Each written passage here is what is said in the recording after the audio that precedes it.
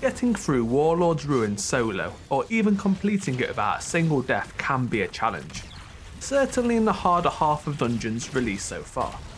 But I have some tips and tricks which will hopefully make it much easier for the solo player. Be aware that I do assume you have basic knowledge of the mechanics throughout the dungeon, and recommend running it as a group first if you haven't tried it before.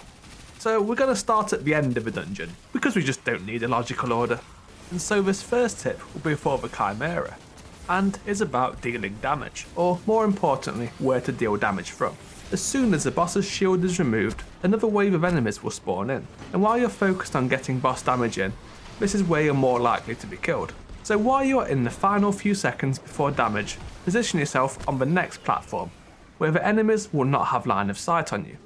Here's the positions you should use for the first 3 floors.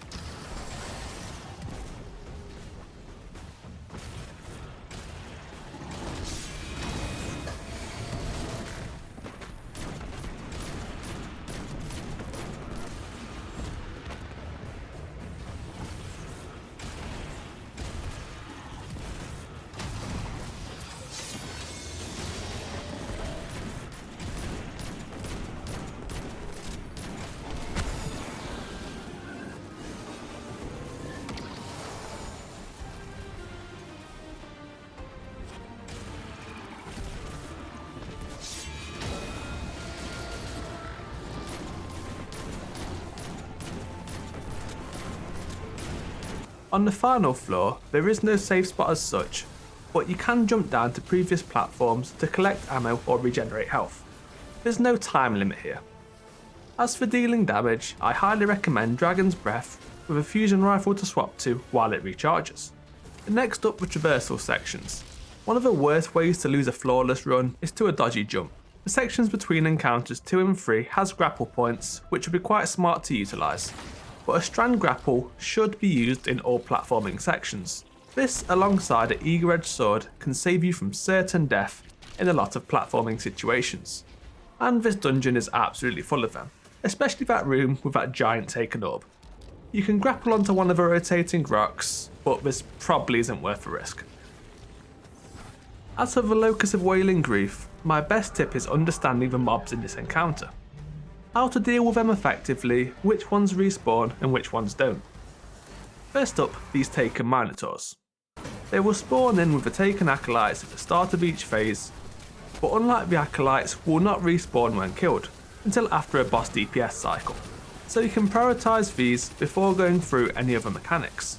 And after clearing out the Acolyte eyes, 2 Scorn Knights will spawn in, one on the left and another on the right. I found when solo, dealing with the right one to be much safer. It's more surrounded by cover, while one on the left is wide open, meaning you could get knocked back by the boss. Always wait outside of melee distance for these knights to spawn in one totem before nuking them with special ammo weapons. Next up, the DPS phase for the Locus. The first one will be triggered as soon as you slam the 4th flame, but after this one's expired, do not rush into the next area. You will have the same frost mechanics as earlier, which stacked up to a max of 10 times. Ensure that all your weapons are reloaded, take out a few adds if necessary, and then step into the next area.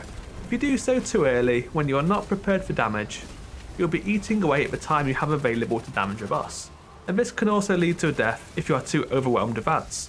And finally, something to consider before even loading into the dungeon. Check your artifact mods, specifically these 2.